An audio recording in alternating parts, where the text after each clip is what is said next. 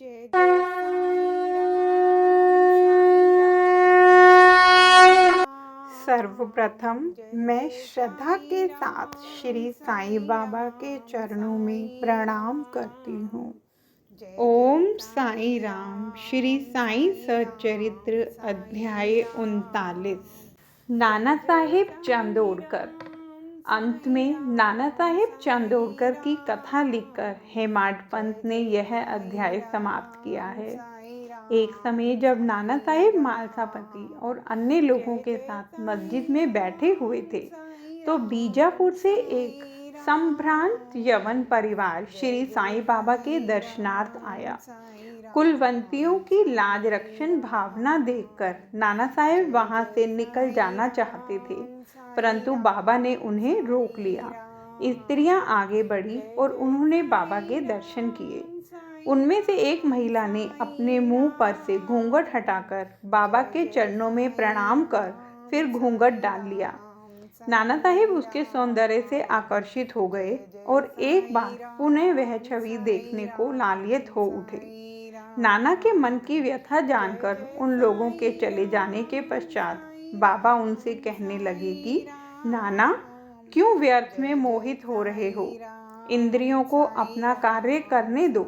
हमें उनके कार्य में बाधक न होना चाहिए। भगवान ने यह सुंदर सृष्टि निर्माण की है, अतः हमारा कर्तव्य है कि हम उसके सौंदर्य की सराहना करें। यह मन तो क्रमशः ही स्थिर होता है, और जब सामने का द्वार खुला है तब हमें पिछले द्वार से क्यों प्रविष्ट होना? चित्त शुद्ध होते ही फिर किसी कष्ट का अनुभव नहीं होता। यदि हमारे मन में कुविचार नहीं है तो हमें किसी से भयभीत होने की आवश्यकता नहीं। नेत्रों को अपना कार्य करने दो। इसके लिए तुम्हें लज्जित तथा विचलित न होना चाहिए। उस समय श्यामा भी वहीं थे। उनकी समझ में न आया कि आखिर बाबा के कहने का क्या तात्पर्य है, इसलिए लौटते समय इस विषय में उन्होंने नाना से पूछा।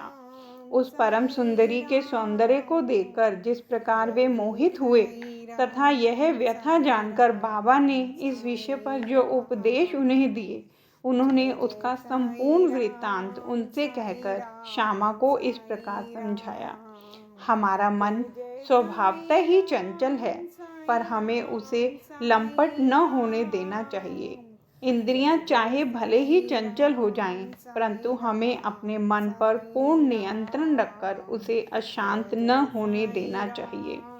इंद्रियां तो अपने विषय पदार्थों के लिए सदैव चेष्टा किया ही करती हैं, पर हमें उनके वशीभूत होकर उनके इच्छित पदार्थों के समीप न जाना चाहिए। क्रमशः प्रयत्न करते रहने से इस चंचलता को नियंत्रित किया जा सकता है। यद्यपि उन पर पूर्ण नियंत्रण संभव नहीं है, तो भी हमें उनके वशीभूत न होना चाहिए। प्रसंगानुसार हमें उनका वास्तविक रूप से उचित गति अवरोध करना चाहिए।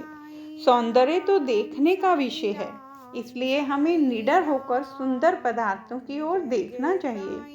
यदि हम में किसी प्रकार के कुविचार न आए तो इसमें लज्जा और भय की आवश्यकता ही क्या है?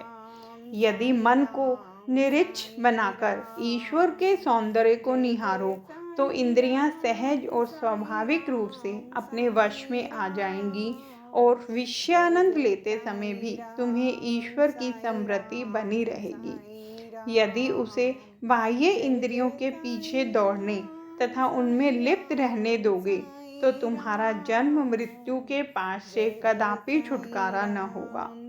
विषय पदार्थ इंद्रियों को सदा पथभ्रष्ट करने वाले होते हैं, अतएव हमें विवेक को सारथी बनाकर मन की लगाम अपने हाथ में लेकर इंद्रिय रूपी घोड़ों को विषय पदार्थों की ओर जाने से रोक लेना चाहिए।